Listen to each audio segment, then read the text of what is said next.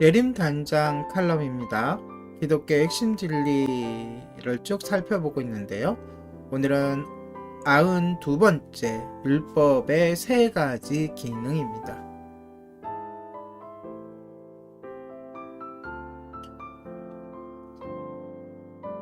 월요일날은 율법 폐기론자에 대해서, 어제는 율법주의에 대해서 나누었다면 오늘은 율법의 3가지 기능에 대해서 살펴보도록 하겠습니다. 많은 그리스도인이 구약 성경이 내 삶과 무슨 관계가 있을까라고 생각합니다. 구약의 율법이 오늘날의 그리스도인들에게 부적절한 것일까요? 아니면 그중 일부는 여전히 구속력을 갖고 있는 것일까요?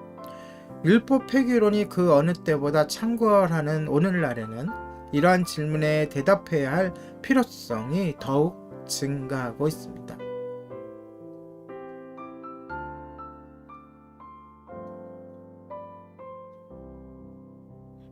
종교개혁은 율법이 아닌 글자가 빠졌어요. 믿음의 기초를 둔 것입니다.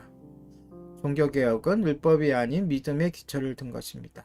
그러나 종교개혁가들이 하나님의 율법을 거부한 것은 아니었습니다.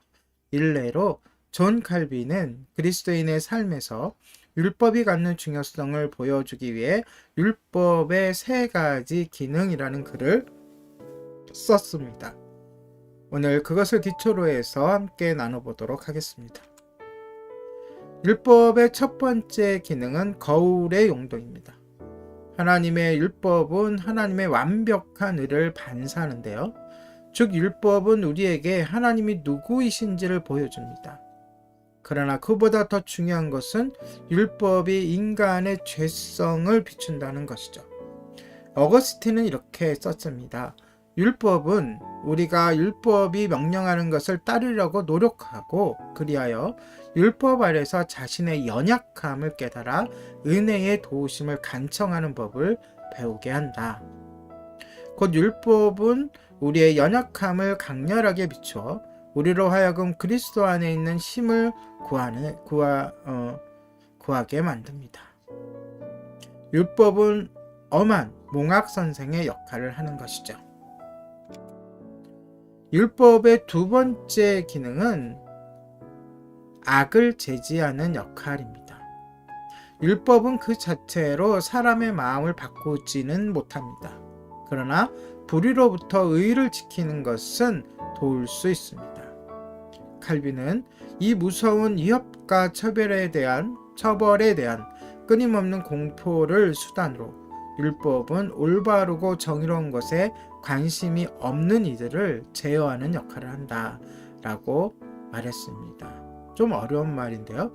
즉 율법은 마지막 심판이 실현될 때까지 제한된 범위에서 이 세상의 정의를 허용합니다. 율법의 3번째 기능은 하나님께서 기뻐하는 것이 무엇인지를 드러내는 것입니다.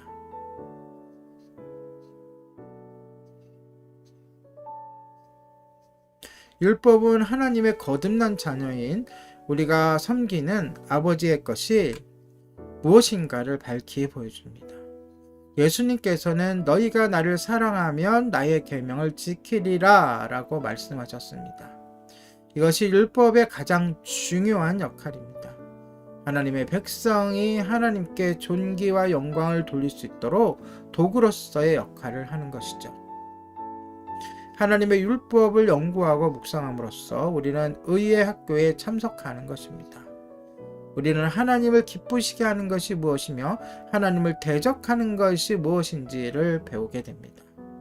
하나님께서 말씀을 통해 보여주시는 도덕적인 율법은 언제나 우리에게 구속력을 갖습니다. 우리의 구속은 율법의 저주로부터 구속이지 그 율법에 순종해야 하는 의무로부터의 구속이 아닙니다. 우리는 율법에 순종함으로써 칭의를 얻는 것이 아니라 율법에 순종하기 위해 칭의를 얻습니다. 우리는 율법을 지킴으로 의롭다 하심을 얻는 게 아니라 의롭기 때문에 율법을 지켜나가는 것이죠. 따라서 그리스도를 사랑하는 것은 그의 계명을 지키는 것이며 하나님을 사랑하는 것은 하나님의 율법에 순종하는 것입니다.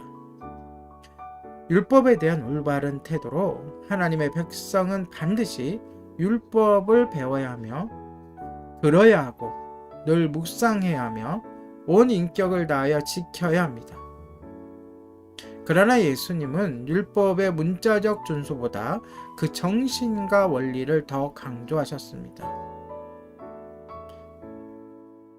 내적이고 인격적인 신뢰와 순종을 해야 할 것입니다.